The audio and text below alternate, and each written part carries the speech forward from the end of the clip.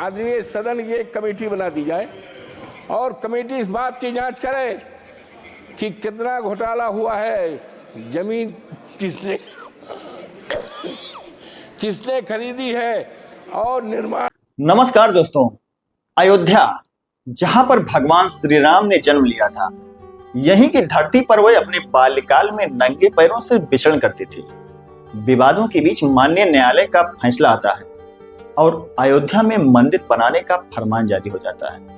इसके बाद से यहाँ की पवित्र जमीन पर सौदागरों की नजर लग जाती है। सौदागर कौड़ियों के भाव में जमीन को लेते हैं और उसे सोने के भाव में जुट जाकर अपना खजाना भरने में लग जाते हैं। जमीन की खरीद फरोख्त के इस मुद्दे को कई बार विपक्षी पार्टियों ने उठाया, लोगों ने उठाया। जागरूक लोगों ने कहा कि यहाँ पर घपला हुआ है, लेकिन शासन प्रशासन ने सही ढंग से ना तो इसकी जांच किया और ना ही इस पर कार्रवाई करने की कोई जहमत उठाया।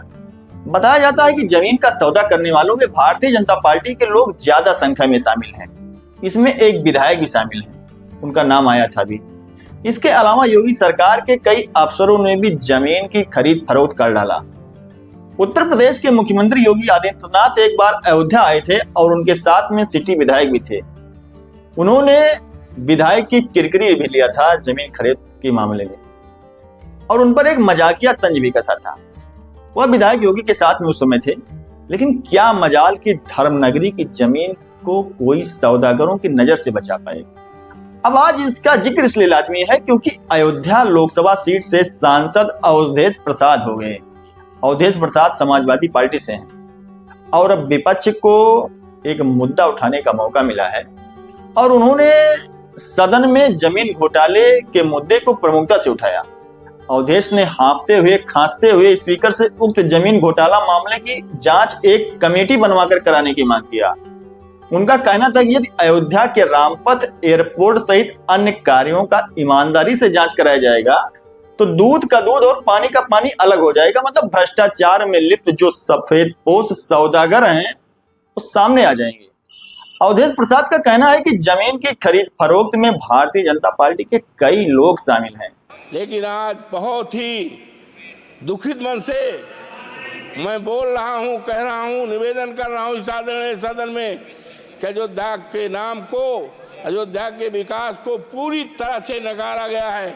मानवर इसलिए कि मैं दलित जात का हूं और सामान्य सीट से हमारे नेता अखिलेश यादव जी ने टिकट दिया था। तो प्रभु श्री राम के प्रजा थी, श्री राम को बहुत प्यारी थी, उनको सताया गया है, उनके घरों को ढहाया गया है। मानवर चाहे वो रामपथ का मामला हो, चाहे एरोड्रम का मामला हो, चाहे अन्य निर्माण का मामला है, लोगों के दो दो पीढ़ियों के मकान को बुलडोजर लगा करके ढहाया गया है। बच्चे चिल्लाते थे, महिलाएं रोती थी, बुजुर्ग रोते थे और आज अफसोस के साथ कहना पड़ रहा है कि बुलडोजर चलने से, घर ढहाने से तीन लोगों के नगर के मौतें हुई हैं। इसीलिए भारतीय जनता पार्टी को पूरी तरह से नकारा गया है।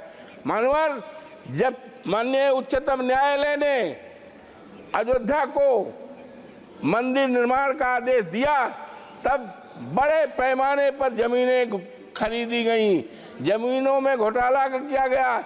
एक जमीन ऐसी है मानवर कि 2 करोड़ की थी और 2 घंटे के बाद उसको 18 करोड़ में बेचा गया है। ये खरीदने वाले कोई दूसरे नहीं हैं, वो भारतीय जनता पार्टी के लोग हैं।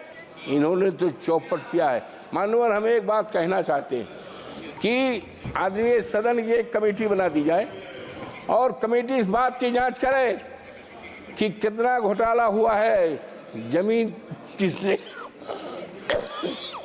किसने खरीदी है और निर्माण चाहे रामपथ में हुआ हो, चाहे मानवर हवाई अड्डे में हुआ हो, चाहे रेल में हुआ हो, और जमीनों में उसकी जांच करा ले और जांच को रिपोर्ट माननीय सदन के सामने रखी जाए तो दूध पानी का पानी अलग हो जाए और